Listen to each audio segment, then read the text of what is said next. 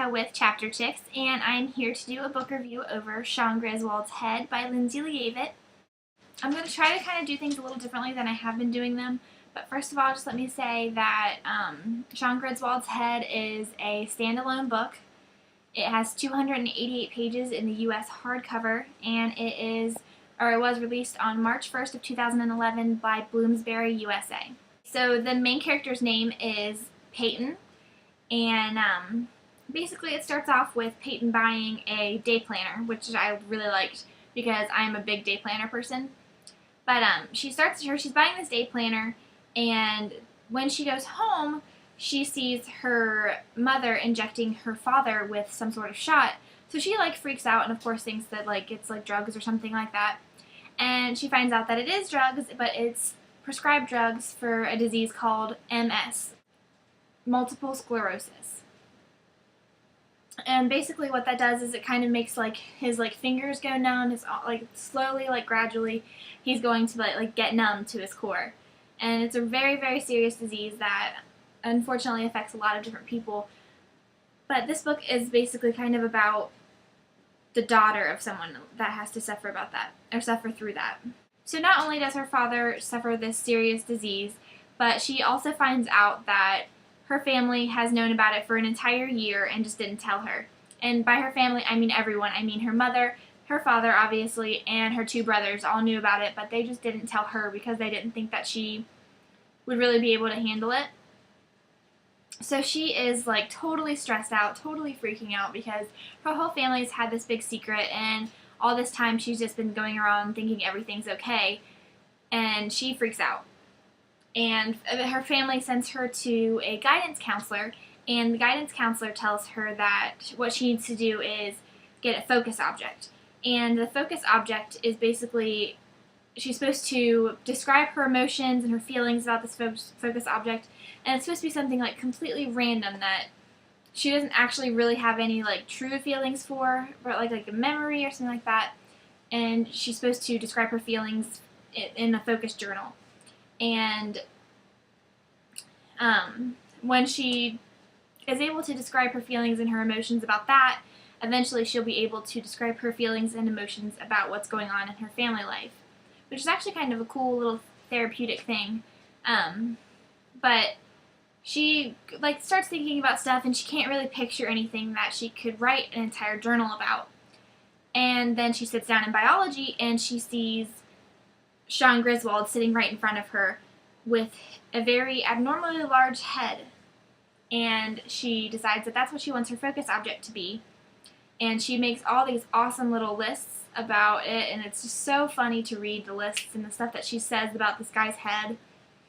And slowly, Jack, her best friend, starts to pressure her to find out more about Sean as a person and figure out what's behind the head. They notice that he has a scar on his head and stuff like that. So they delve into more of the stuff about Sean, and Jack is very, very pushy, and so she kind of gets Peyton to know Sean a little bit better, and that's kind of where the story really, really gets good, and that's why I'll stop talking about it. So kind of a quick non-spoiler review. The plot was very, very fast. It was very, very realistic. I feel like I don't think that anything happened in this book that couldn't actually happen in real life. It doesn't take very long for it to kick off. The stuff that happens is probably the stuff that I just said probably happens within the first 3 chapters. And yeah, so it's really fun to read, and it's also really heartwarming to read because you have the fun stuff like the lists and all the stuff that's going on with her and Sean. But then you also have the serious stuff about her dad. So you get your fun and you get your serious. Lindsey Leavitt has a great writing style. She can write about the serious stuff and she can write about the fun stuff, and it's all in the same sentence. And I love that about her. I'm definitely going to pick up her other books and any future books that she writes, because if you can turn, because this is kind of a goofy concept, somebody writing about the back of a head, but she turns it into a really, really great book. And if you can turn something that simple into a really great book, I can't wait to see what she does with other things. I really, really like the characters. They're very realistic, and they're also very, like, relatable. I'm a lot like Peyton, like, a lot of different ways. And it was really nice to see or read about her because it was more easy. It was easier to put myself into the story because the characters were so relatable. And Sean was totally awesome. I loved Sean. He was so cute. He was perfect for Peyton. But it's not your typical illness book either. Like, I know Lurleen McDaniel was a big person that I read a lot of when I was younger, before I got into YA, and her books are very hardcore illness, very hardcore dealing with illness. But this one isn't like that. It's still more like a YA book, but it just happens to have an illness concept in it. So if you're one of those people who don't really like realistic books, still check this out, because it's not really as, like, a true story as it seems. Yeah, so basically just make sure you check this book out because it is really good. I think I gave it an A. But now I'm going to not really worry about spoilers. I'm not saying that I'm going to, like, have any spoilers or anything, but I'm just not going to worry about them if they're spoilers, and I'm sorry. So, if you haven't read the book and you don't want to be spoiled, don't watch any further. Okay, so one of the things I kind of wanted to talk about was like a little bit more in depth into the plot, because they say that every plot should fall into the dramatic arc, and I kind of want to talk about like how this one falls into that and whether or not Lindsey Leavitt did a good job of doing it. So basically the introduction, it starts off and it was really great. You got to know the characters in a really, like, personal way within the first couple pages, and the story really kicks off within the first couple pages. There's not too much introduction, and there's some books that are too much introduction, and then the whole book is kind of ruined. But this one, it had just enough, like, to get you going and leaving you wanting more at the same time. So it was a very good introduction. I totally loved it. The rising action was, for me, was when Peyton was was being really dramatic about what was happening and being very cold-hearted to her parents. So then, of course, she gets sent to the counselor, and that's kind of like the rising action, because that's when a lot of other smaller conflicts around the main conflict are introduced. There's the conflict with Jack, when Jack is pushing way too hard and kind of ruins things a little bit, or like almost ruins things a little bit with Sean and Peyton. That's one of the main rising action conflicts, I feel like.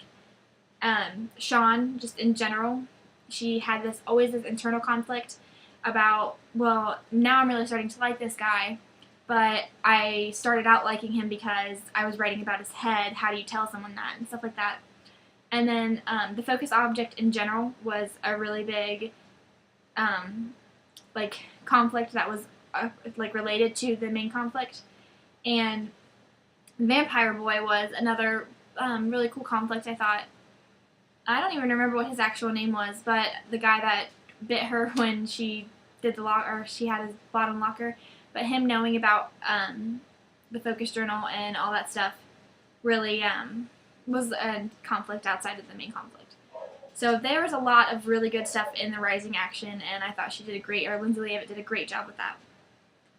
And then, of course, the climax. I kind of figured the climax was when she starts finally realizing that she's angry at the disease and not at her father and her family for not telling her. I thought that was one of the big climactic moments. And then I think it all kinds of, like, the climax kind of comes full circle when Sean starts getting headaches and Peyton dumps him because she doesn't want to become close to someone who might be sick again.